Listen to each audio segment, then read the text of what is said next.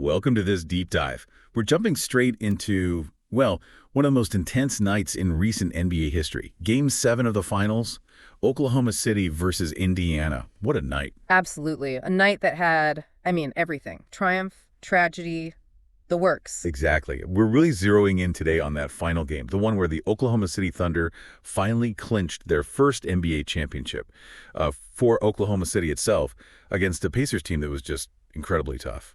So resilient, but it was also, of course, the game overshadowed by that awful injury to Tyrese Haliburton. Yeah, that's a huge part of the story we need to unpack. So our mission today is really to distill those key moments, the big performances, the stats underneath it all that really decided this historic Game 7. And also grapple with that big what if, right? The question that's going to hang over the Pacers season maybe for a long time. For sure. We've looked at the main reports, ESPN's piece on Haliburton's Achilles injury, NBC Chicago covering the Thunder's title win to really get grounded in what happened. So let's just dive right in. Let's do it. Okay, so picture this, Game 7. The tension is just palpable. You can feel it. Every single possession feels like it weighs a ton. Oh, yeah. The crowd's going nuts. Players are locked in. It's everything you want from a Game 7. Everything on the line. And then, boom, just minutes into the first quarter, it feels like all the air just gets sucked right out of the building. It happened so early, too. That's what was so shocking. Right. But just under 5 minutes left, 4.55 on the clock in the first. Tyrese Haliburton, who had already come out, firing. He was hot, 9 points already. Yeah, 9 points, 3 of 4 from three-point range. He just crumples. Non-contact injury. Ugh, the worst kind. You hate to see that. Terrifying. He's just trying to make a drive to the basket, a move you've seen him make, like, countless times. 1,000 times. Routine play. But this time, something just gives. And right there, the whole feeling of the game, maybe the whole series, just shifts instantly. And the visual was just awful. He didn't just go down. He immediately starts slapping the court. Just raw frustration, You could feel the pain, the recognition. Exactly. That immediate, dreadful knowledge of, oh no, this is bad. He's down for a while. Clearly emotional, face buried in towels. And the whole team around him. The entire Pacers team, coaches, trainers, everyone just surrounding him. It was this huddle of just deep concern right in the middle of the biggest game of their lives. It said everything about how much he means to them, not just as a player, but as their leader. The gravity of it was just immense. Totally. And for the team, for the organization, just devastating. Absolutely. Watching him get helped off, putting zero weight on that right leg, that tells you everything you need to know right there. Yeah, a really bad sign. He's taken straight to the locker room. And the news, well, it came out pretty fast, didn't it? Confirmed those worst fears. His dad, John Haliburton, told Lisa Salters from ESPN pretty quickly, confirmed it was an Achilles injury. And then the Pacers made the official announcement almost right away. He wasn't coming back. Game over for him. Just like that. And the implications of an Achilles injury, especially in that exact moment, Game 7, NBA Finals, for him, having the postseason he was having. Career-defining run. Absolutely. It just can't be overstated. And the fact that it was non-contact, that's particularly worrying. Right. What does that usually suggest? Well, for a player like Haliburton, so reliant on quick bursts, changing direction, that explosion, a non-contact Achilles rupture often points to, maybe some pre-existing strain or just cumulative fatigue in that tendon. Like it was already weakened. Kind of like a rope that's been fraying, and then under that intense load of a finals game, it just snaps. Yeah. Without any external force. Wow. That really puts it in perspective. Yeah, and it immediately makes you ask, was he pushing past his physical limit? Did the intensity, the desire to win it all, just push him over the edge? A huge question. And the recovery. Yeah. It's notoriously long and difficult, right? Oh, absolutely. Usually 9 to 12 months, sometimes longer. And for a guard, it can really impact that explosive athleticism that's so crucial to his game. You think of Durant, Kobe. Yeah. It's a massive hurdle to get back to that same level. And then seeing him later on crutches in the tunnel after the game, embracing his teammates. Just a really tough image. So poignant, that sense of solidarity, but also just shared pain, His dad said he was doing as well as he could, surrounded by family, watching from the locker room. Just highlights the personal tragedy amidst it all. Yeah, it really does. And that sacrifice, that personal cost, it leads us right into this context that, well, this wasn't completely out of nowhere. Right, the calf injury. Exactly. He'd already been playing through a strained right calf, suffered back in Game 5 of these finals. Which is already playing through significant pain in the final. Incredible determination. He'd said publicly, famously, if I can walk, I want to play. Just pure will. You admire the competitiveness? Absolutely. And the day before Game 7, even then, he admitted his leg was still stiff, still sore, But there was no question in his mind. He was playing. And that quote, "If I can walk, I want to play," just hangs so heavily over this now, doesn't it? It's kind of tragic irony. It really is. And it brings up that whole dilemma, doesn't it? Oh, definitely. That fine line between that elite competitive drive, that warrior mentality, and the very real, sometimes catastrophic risk of making things worse, especially on the biggest stage. Game 7, championship on the line. The pressure must be unbelievable. Immense. You're wired to compete, to push through pain. These guys push their bodies to limits most of us can't even imagine. But there are limits. Exactly. The human body, even a finely tuned athlete's body, has breaking points. And an Achilles rupture is one of the most feared injuries, not just the immediate impact, but the recovery, the potential career alteration. So it's not just his decision. It's a dilemma for everyone involved, right? Medical staff, coaches. Absolutely. Everyone grapples with it. How do you balance that intense desire to win now with protecting the player's long-term health and career? It's tough. It really forces you to think about the pressure on these athletes to be heroes, sometimes at a huge personal cost. And what makes this injury for this player just so gutting for the Pacers, beyond just Game 7, beyond this season even, is the trajectory he was on. Phenomenal. He's only 25. Right. A burgeoning superstar. And he was having, truly a breakout postseason, leading Indiana on what the sources called an improbable run to the finals. Absolutely improbable. Nobody picked them to get this far. Look at the numbers from the playoffs. 17.7 points a game, nearly. But leading the playoffs with 9.0 assists per game. Elite playmaking, scoring when needed. And that assist number, 197 total assists. That's a Pacers franchise record for a single postseason. Speaks volumes about his impact on their offense. Their whole high-octane style flowed through him. But here's the stat. This is where it gets really interesting. The surprising fact that just hammers home how clutch he was. Okay, what is it? He became the first player in NBA history, get this, to hit a game-tying or game-winning shot in the final seconds in all 4 rounds of a single postseason. Wow. Seriously, all 4 rounds. But 4 rounds, that's not just a stat, that's leadership. That's ice in his veins. That is absolutely incredible. That tells you so much more than just points and assists, doesn't it? That level of clutch performance under that kind of pressure round after round. Unprecedented. It speaks volumes about his composure, his skill, sure, but also his sheer will, his belief. So how crucial was that ability for their journey? I mean, it was everything, wasn't it? It felt like their identity. Exactly. He wasn't just putting up numbers. He was the emotional core, the guy they trusted when the game was on the line. For a team that defied expectations, played that underdog role, thrived on late game situations, he was that clutch gene. He made the impossible happen repeatedly. Yeah, creating something from nothing, that killer pass, the big shot, he was the engine of that whole improbable run. So losing him, especially then, wasn't just losing points and assists. It was like losing the heartbeat of their clutch identity. It fundamentally changed who they were in that Game 7. So with their star gone, just like that, early in the game, the huge question became, how do they possibly adapt? How does the team, how does the game itself respond? Right. You could feel everyone just holding their breath, wondering what now. And Miles Turner, in that in-game interview with Lisa Salters, he kind of summed it up perfectly. He said, it's a heartbreak, man. It's unfortunate, but we've got his back. Classy response. Captures the feeling. And here's the amazing part. Despite that blow, despite looking visibly, understandably shaken, Indiana somehow, they stood composed. They actually went into halftime leading 48-47. Which is remarkable, isn't it? After losing your star player, your main engine, in the first quarter of Game 7, that told you a lot about their character. What does it reveal? Was it just adrenaline? Could be a bit of that. Maybe that next man up mentality kicking in, everyone digging deeper for their fallen teammate. Or maybe some really effective coaching adjustments right on the fly. Simplifying things, maybe. Possibly. Focusing on defense, trying to grind it out.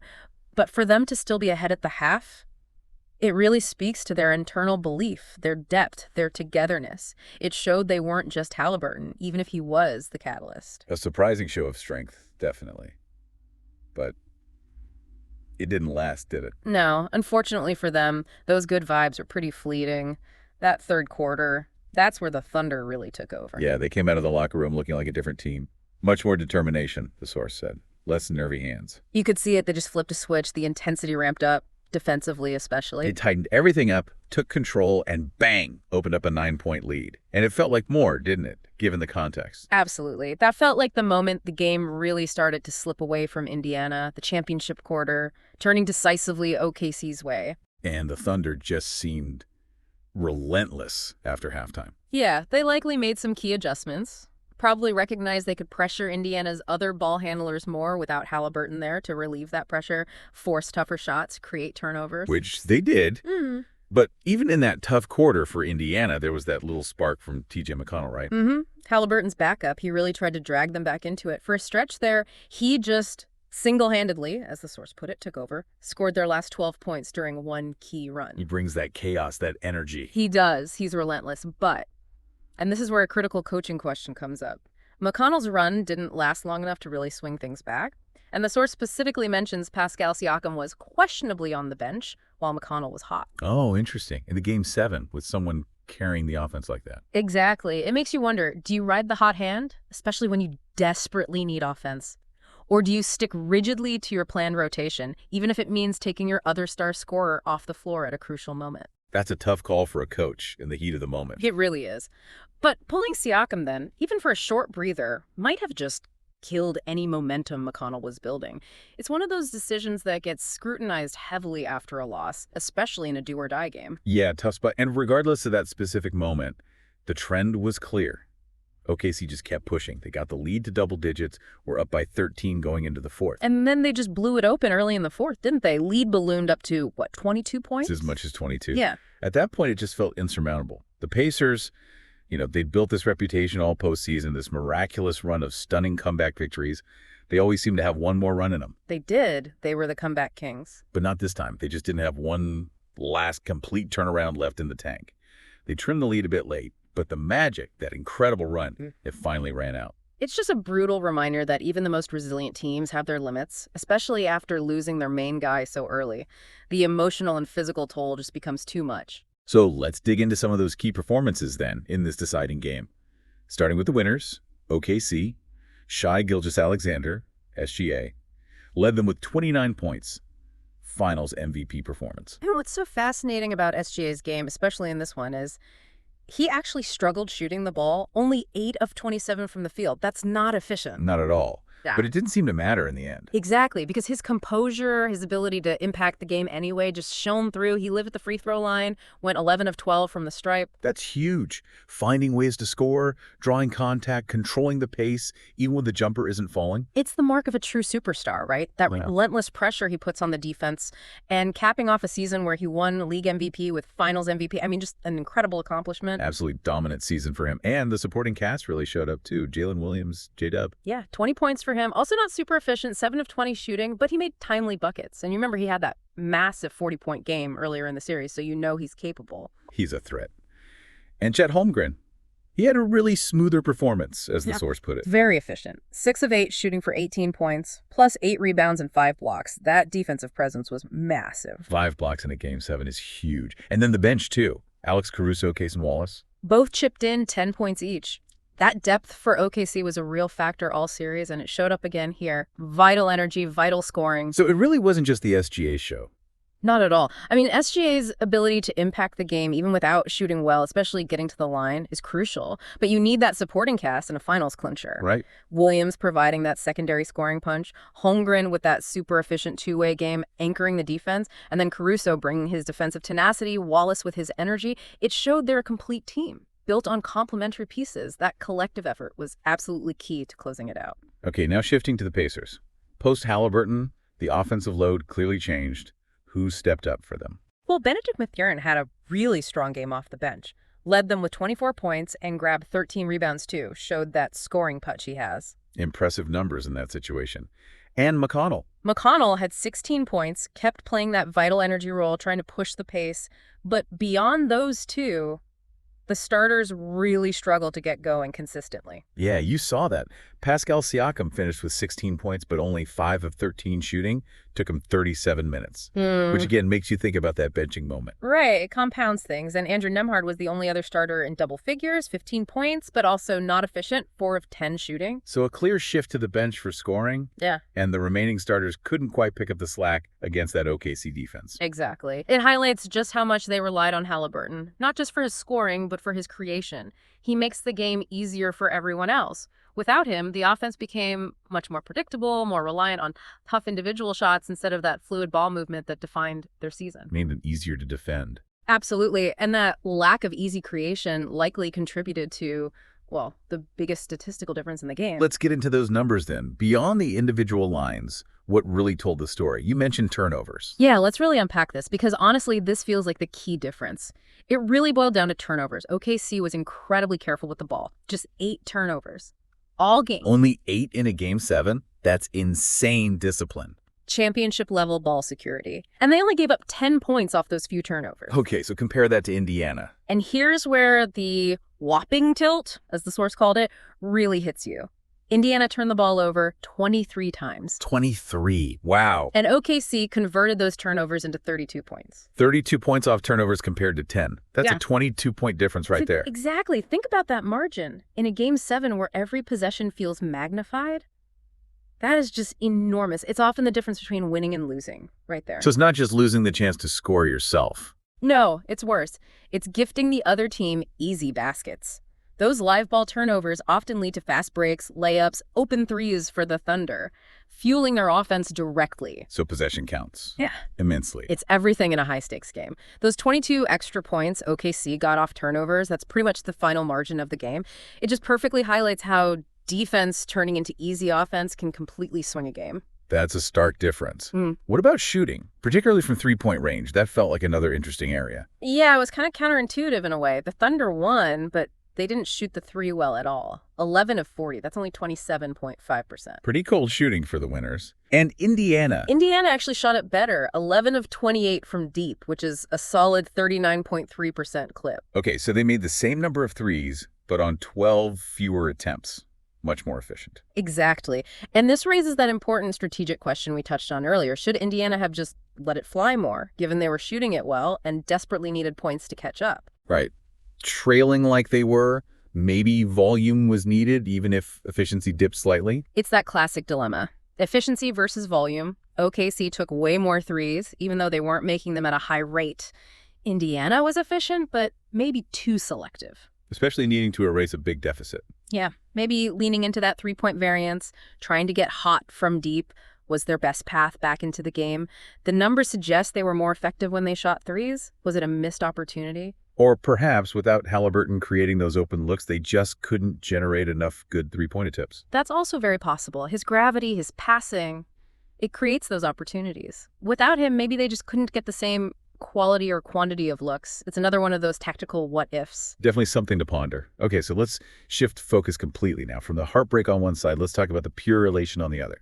The Oklahoma City Thunder, champions. Capping off just an incredible season. The Larry O'Brien Trophy is headed to Oklahoma City for the very first time. A huge moment for that city, for that franchise. And just to clarify the history, while it's the first for the Thunder identity, the franchise itself, going back to its Seattle days, did win a title in 1979 as the Supersonics. Right, important distinction. But for OKC, this is monumental. Yeah. Building a champion in a relatively new NBA city, seeing that young core deliver. It's massive. It validates years of smart drafting, patient development, sticking to a plan. It's a testament to their whole organizational philosophy. And it really felt earned, didn't it? They started the season aiming for contention, had the league's best regular season record, and finished the job. No flukes here. None at all. It was a dominant season from start to finish. And think about their journey over the last few years, that steady climb. From the bottom of the West. Exactly. Their last finals trip as OKC was way back in 2012. That young team with Durant, Westbrook, Harden, they lost to LeBron's Heat. This feels like a totally different era, built differently. How would you compare the way this team was built to other champions? Well, their journey from the lottery to, as the source calls them, a juggernaut, is really a prime example of that patient draft and develop model. Led by Sam Presti, their GM. Presti ball. Exactly. Accumulating picks, hitting on draft picks like SGA, Giddey, who became Williams, Chet, developing them internally. It's different from teams that go all in on big trades or free agents for immediate contention. Organic? Yeah, arguably. It often builds stronger chemistry, a deeper understanding of the system.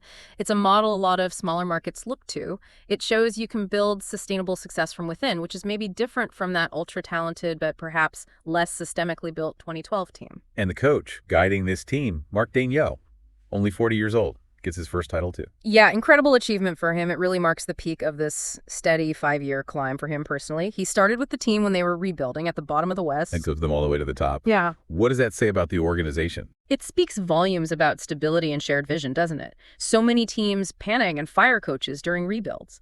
OKC stuck with Dongyo, trusted his process, his ability to connect with and develop young players. Gave him time to grow with the team. Precisely. That continuity creates a stable environment. Players know the system, trust the coach. It's proof that finding the right coach and actually giving them the time and support to implement their vision can pay off massively. It feels like a blueprint. A great story for both the team and the coach. Mm. Okay, let's swing back to the Indiana Pacers now. Because for them, this Game 7, it's going to linger, but for very different reasons. That cloud of what if. Oh, absolutely. It's unavoidable. How do you not think about it? As a source says, Pacers fans, the whole organization, they will now forever ponder the what ifs of Haliburton staying healthy, especially after how he started that game. It's just agonizing. It really is a truly heartbreaking what if. You have the immediate emotional gut punch for Haliburton himself, for his teammates, but then there's that long-term question mark. What could have been? Could they have actually won it all? For a team that battled so hard, defied expectations all year.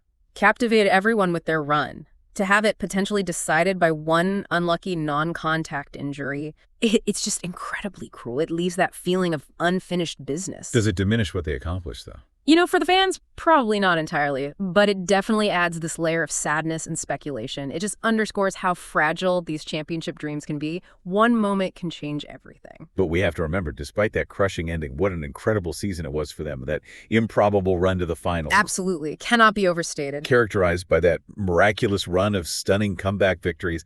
They weren't just winning, they had this identity, this never-say-die spirit that was just captivating. They really did.